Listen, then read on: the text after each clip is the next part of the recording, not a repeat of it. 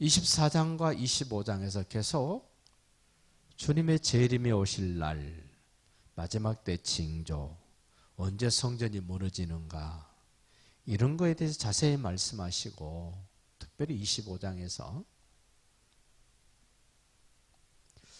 지혜로운 5처녀에 대한 말씀, 각각 재능대로 달란트를 맡았던 사람들의 말씀, 한편에는 양, 한편에는 염소에 대한 말씀을 하시고, 그 모든 말씀을 마치신 후에 제자들에게 말씀하십니다. 예수님의 죽으심에 대한 이야기를 누구에게 하십니까 지금? 제자들에게. 세상 일반 사람들에게 예수님의 죽으심을 말씀하신 것이 아니라 3년 동안 같이 생활했던 제자들에게 내가 유월절 양으로 죽게 될 것을 말씀하시는데도 불구하고 이 제자들이 못 알아듣습니다. 못 알아들으면 못 알아듣는 것으로 끝나는 것이 아닙니다. 그들이 못 알아들으니까 실질적으로 주님의 죽으심에 대한 일들이 하나씩 하나씩 진행되면 될수록 이 사람들의 마음속에 분노가 생깁니다. 주님에 대한 좋은 일을 하면 할수록 그 일을 깨달지 못한 제자들 분노합니다. 오늘날도 교회 안에서 주님의 의도하심을 모르면 좋은 일임에도 불구하고 똑같이 분노합니다. 알면 기뻐할 것입니다. 알면 즐거울 것입니다.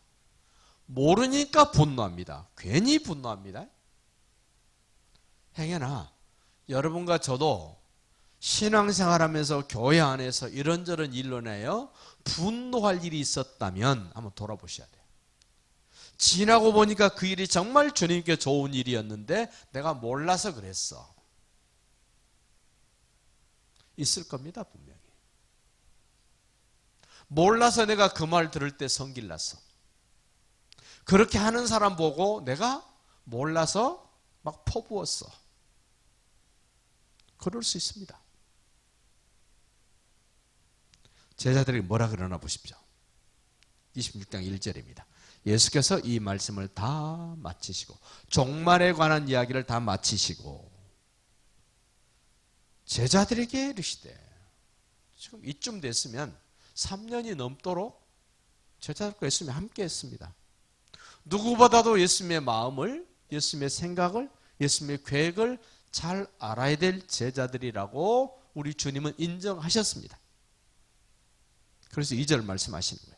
너희가 아는 바와 같이 이틀이 지나면 유월절이라 인자가 십자가에 못 박히기 위하여 팔리리라 하시더라. 예수님이 팔려가서 십자가에 달려 죽으시는데 그것이 바로 유월절 어린 양으로 내가 죽는 거야. 다른 사람은 몰라도 이 제자들은 이 말을 이해할 줄 알았는데 아니에요.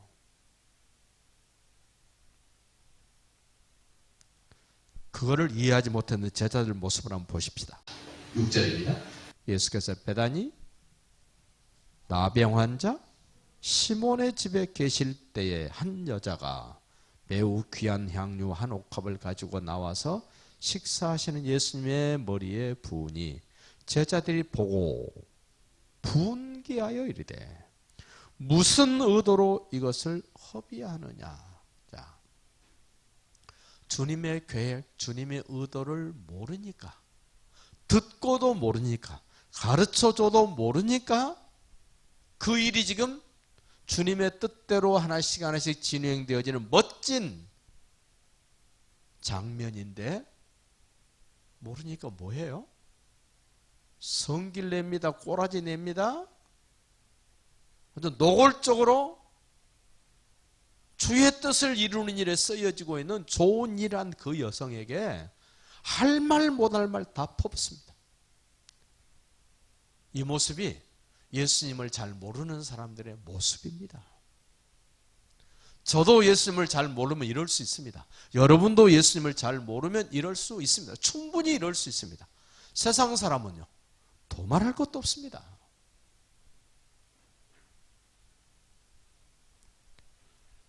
얼마나 계산적인가 보십시오. 왜 이것을 허비하느냐? 가치 있게 쓰지 왜 쓸데없이 이걸 허비하느냐? 이 말의 내용을 좀 우리로 깨닫고 회개합니다. 9절도 보세요. 이것을 비싼 값에 팔아. 지금 한 여인이 예수님에게 갖다 쏟아붓는 향유? 시시한 게 아닙니다. 300데나리온이나 되는 것이래요. 1년이 365일입니다. 주일 빼면 딱 310. 아마 주일날 쉬면서 예배드리고 1년 내에 한 푼도 안 쓰고 모아야만이 살 수 있는 것. 하루 일당 얼마입니까? 지금 시급이 얼마죠? 8,000원, 900원 하나요? 10시간 하면 얼마예요? 8만 원. 그럼 한 달 하면요? 250만 원. 그건 300만 원 돈 되죠. 그럼 그거 1년 모아봐요. 얼른 계산해도 3천만 원 내지 약 4천만 원 정도 되는 향유를 쏟아붓는 겁니다. 한 여인이 가지고 있는 것은 아마 전 재산일지도 모릅니다. 그것을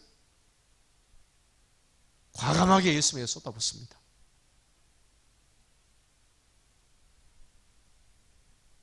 그 제자들 알지도 못하면서 하는 말 들어봐요. 이것을 비싼 값에 팔아서 가난한 자들에게 줄 수 있었겠도다 하거든. 여러분, 예수님의 죽으심과 유월절 양 되시는 것을 잘 이해를 못하니까 하늘과 땅의 모든 권세를 가지신 하나님이신 예수님을 잘 모르니까 지금 어디다가 빗대어서 말합니까? 지금 우리 중에 있는 가난한 사람보다 더 못한 존재로 예수님을 취급해버립니다.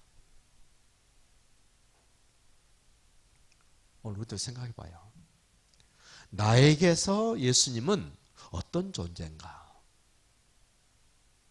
내 옆에 가난하디 가난한 사람 정도로밖에 나는 예수님을 생각 안 하는가? 아니면 내 가족 정도로 예수님을 생각하는가? 아니면 내가 지금까지 만났던 어떤 사람보다 더 귀한 분으로 내가 예수님을 생각하는가?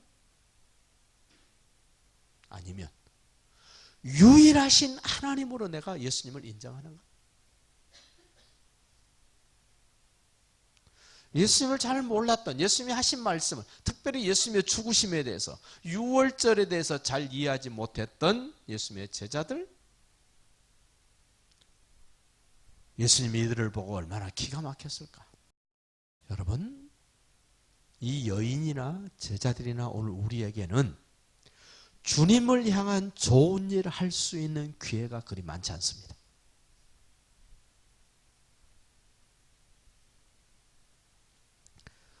어쩌다가 내게 그 기회가 주어졌다면 반드시 그 일에 쓰임 받으십시오. 아무에게도 주어지지 않고 누군가가 그 일을 하기를 원하신다고 느껴지면 내가 자원해서 내가 주님 그 일을 감당하겠습니다라고 나서십시오. 그 사람이 하나님의 사람이요, 그 사람이 예수님의 사람입니다. 눈치 보다가 다른 사람에게 놓치고 눈치 보다가 뒤로 빠지고 하는 그런 모습이 아니라 평생에 한 번밖에 없는 기회, 아니 인류 역사 속에 유일하게 한 번밖에 없는 그 좋은 일을 할 수 있는 기회가 내게 주어졌다면 놓치면 안 됩니다. 내게 주어지지 않았을지라도 내가 자원해서 주님 그 일을 제가 하고 싶습니다, 이렇게 나서고 덤비고 뛰어드는 사람이 돼야 됩니다.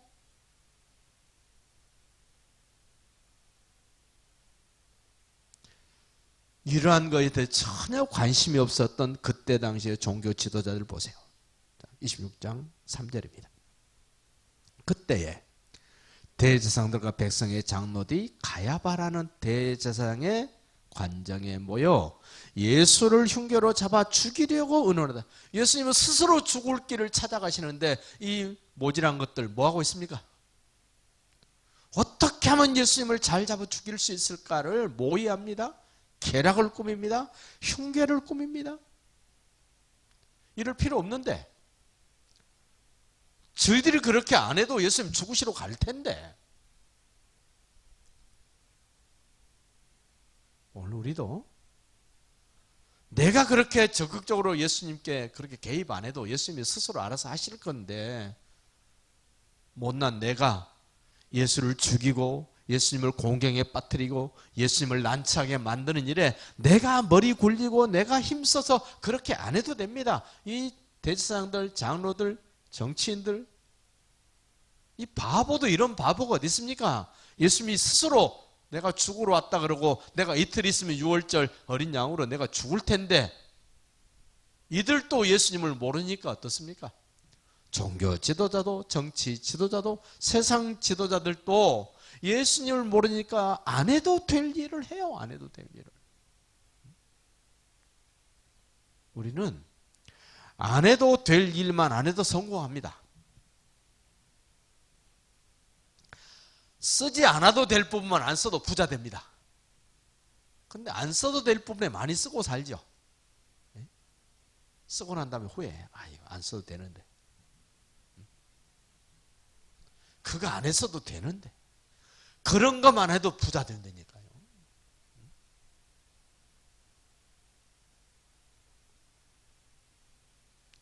이들은 모의할 뿐만 아니라 그 모의한 대로 자기들이 속닥속닥 해가지고 예수님을 실제로 죽입니다. 정치가, 종교가 힘을 모아서 예수님을 죽입니다. 그런데 예수님 뭐라 그럽니까? 너네들이 힘 모아서 나를 죽일 수 없어. 그러나 너희들이 그렇게 힘 모아서 죽이는 것처럼 내가 죽어줄 거야. 알고 당하면 속상합니다만은 모르고 당하면 속상합니다만 알고 당하면요 뻔히 보이잖아요. 너 다음 순서가 그거지. 너 다음 순서가 그거지. 그 다음은 그거지. 내가 다 알아. 그러면 속상할 것도 없습니다. 예수님 이렇게 죽여도 예수님 부활할 것을 예수님은 계획하고 계시기 때문에 전혀 문제되지 않습니다. 그걸로 끝이라면 문제가 되겠지만 끝이 아니기 때문에 문제되지 않습니다. 우리도 인생이 이 땅에서 인생의 끝이라면 문제가 되지만 이 인생의 끝이 이 세상으로 마감되지 않냐고 하나님의 나라가 있기 때문에 우리는 괜찮습니다.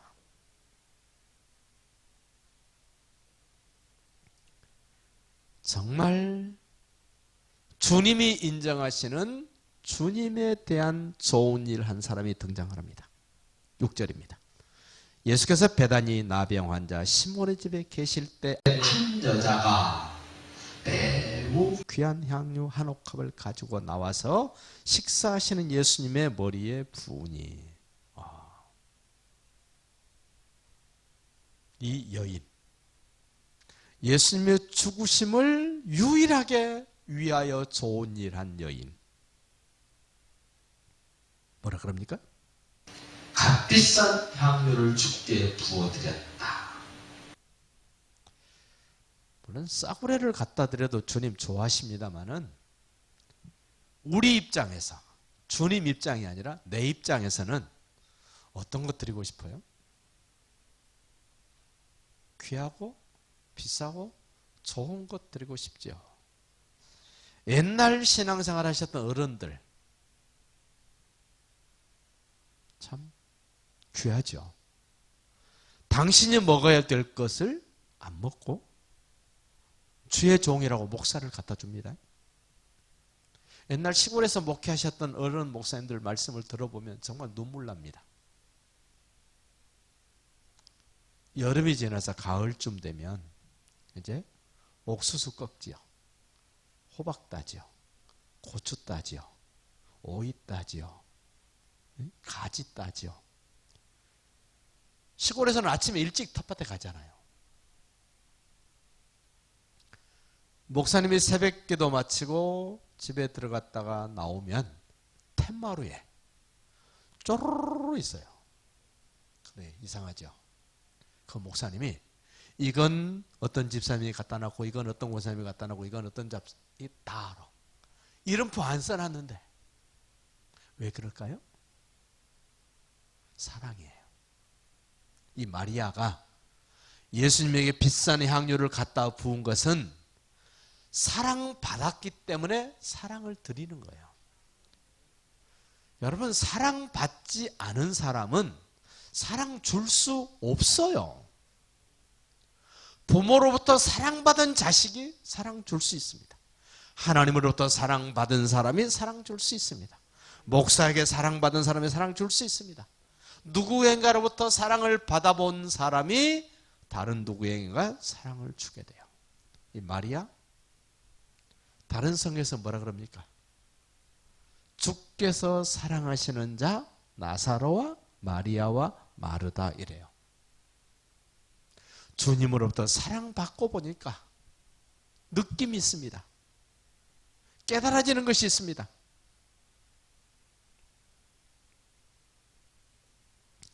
좋은 일 할 줄 아는 여인을 주님은 아십니다. 그 여인을 마리아라고 부르세요.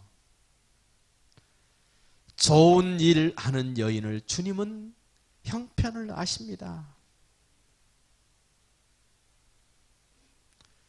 그 좋은 일 할 줄 아는 사람의 가족을 압니다. 종교 지도자가 이 역할을 해줬으면 얼마나 좋았겠습니까? 세상에서 좀 폼 잡고 멋지게 사는 사람이 일해주면 얼마나 좋겠습니까마는 성경은 그런 사람들이 했다 그러지 않습니다. 한국 교회가 지금 이 정도까지 오는 과정 속에서 목사님들 말씀을 들어보면 정말 힘들고 어려운 분들의 헌신이었다 그럽니다. 기대하고 생각했던 사람들이 한 게 아니라는 겁니다. 저도 길게 목회 안 해봤습니다만은 한 30년 목회하면서 느껴지고 보여지고 깨달아진 것들이 그겁니다. 전혀 생각지도 않았던 분들의 헌신, 예측도 못했던 사람들의 섬김, 그러한 분들의 희생을 통해서 주님의 뜻이 이루어지고 하나님 나라가 든든히 세워져가는 것을 봅니다. 옛날이나 지금이나 앞으로도 그럴 거라고 생각을 합니다. 오늘 6절을 그렇게 소개합니다. 베다니 나병 환자 시몬의 집이래요. 여러분, 문둥이의 집에 찾아가는 거 쉬운 거 아니죠? 또 자기 가족 중에 문둥이가 있다? 근데 우리 주님이 늘상 갈릴리에 계시다가 예루살렘에 오시면 이 베다니 나병 환자 시몬의 집을 갑니다. 마리아 마르다가 있는 집을 갑니다. 부모님도 안 계시고 오라버니 하나 있는데 나병 환자입니다. 누이만 둘입니다. 형편이 어떻겠습니까? 성경학자도 그렇게 말합니다.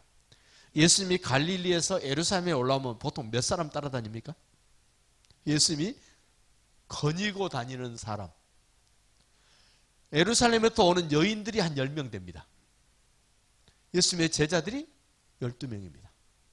또 이런저런 이유로 예수님이 따라온 사람들이 있을 거 아닙니까? 그럼 최소한도 예수님 주변에는 늘 한 30명이 늘 동행하고 다닙니다. 그런데 이 베다니 나병 환자 시몬의 집을 예수님이 늘 찾아갑니다. 찾아갈 때 예수님이 끼니 때 맞춰서 가실까요? 지나서 가실까요? 지나서 가죠. 우리 한국 사람처럼 냉수 먹고도 이빨 쑤시면서 아마 예수님이 가셨을 거예요. 왜? 이들의 형편을 아니까. 식사 시간 지나서 예수님과 그 동행들이 찾아왔을 때 마리아, 마르다, 나사로 물어봤을까요? 안 물어봤을까요? 예수님이 식사는 어떻게 하셨습니까? 그렇게 물을 때 이들의 심정을 한번 들여다봐봐요. 암자 쓰고 오신 거 뻔히 아는데도 불구하고 드릴 것이 없어서 정말 미안하고 송구스러운 마음으로 주님 식사는 어떻게? 그때 주님 뭐라 그러실까요? 괜찮아, 염려하지 마. 내가 조금 전에 다 먹고 왔어. 근데 이들은 알죠. 예루살렘에 와도 예수님을 그렇게 넉넉하게 대접할 사람이 없다는 걸 너무 잘 아세요. 그 성경에 뭐라 그럽니까? 베다니 시몬의 집에 있다가 아침에 일찍이 예루살렘으로 들어가시다가 무화과 나무 잎사귀가 무성한 무화과 나무를 찾아가서 시장하셔서 어쩌고부터 안 잡쌌거든.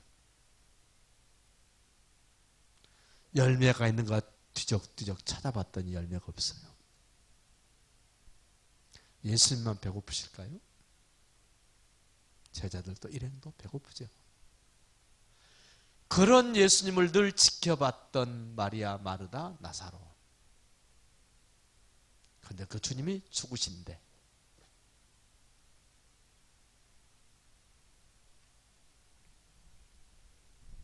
그래서 그 여인이 유일하게 예수님의 죽으심을 위하여 했다라고 예수님이 말씀을 하세요. 12절 보세요.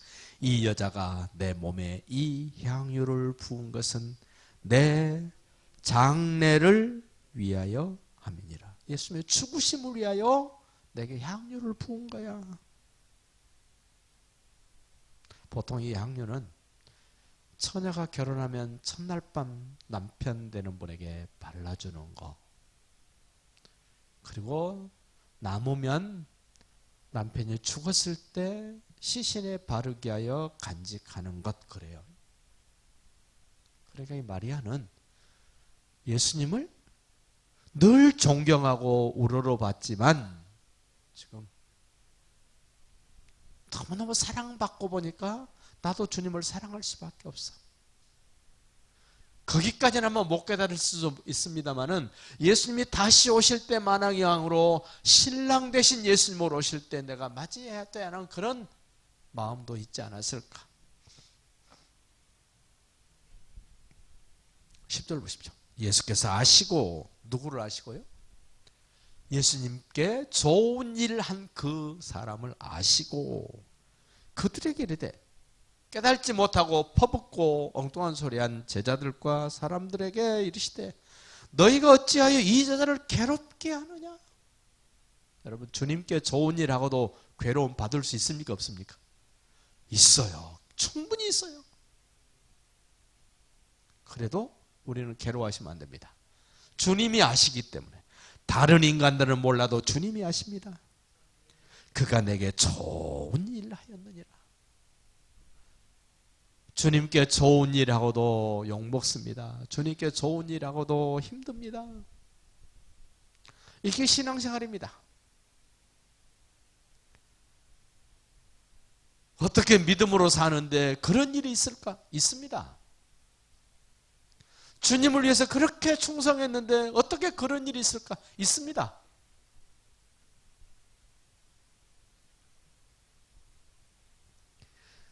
엄청나게 우리 주님이 인정을 해주시고 복을 주시죠. 13절입니다. 내가 진실로 너희에게 이르노니, 너희는 누굽니까? 제자들이죠. 온 천하에 어디서든지 이 복음이 전파되는 곳에는 이 여자가 행한 일, 어떤 일이요? 주님께 좋은 일, 예수님의 장례를 위하여 향유를 부은 그 일, 행한 일을 말하여 그를 기억하리라 하시니라. 이 말씀대로 오늘 우리도 지금 이 여인을 기억하지 않습니까? 복음이 전파되는 곳에는 이 여인의 이 일이 반드시 이야기되어야만 해요. 왜? 복음은 예수님의 죽으심이 포함되어 있으니까. 그렇다면 우리도 주님께 좋은 일, 기회가 주어졌다면 반드시 내가 그 일에 쓰임받자. 내게 기회가 주어지지 않았다면 찾아서 기회를 만들어서라도 그 일에 쓰임받자. 그래야 역사 속에 기억됩니다. 복음과 함께 전파됩니다. 많은 사람이 귀감이 되고 도전이 될 줄로 믿습니다. 나를 써주시옵소서. 내가 쓰임받고 싶습니다. 그런 고백이 있는 신앙생활이 되시고 주님께 좋은 일 할 줄 아는 사람으로 소문나지는 믿음 생활이 되시기를 예수님의 이름으로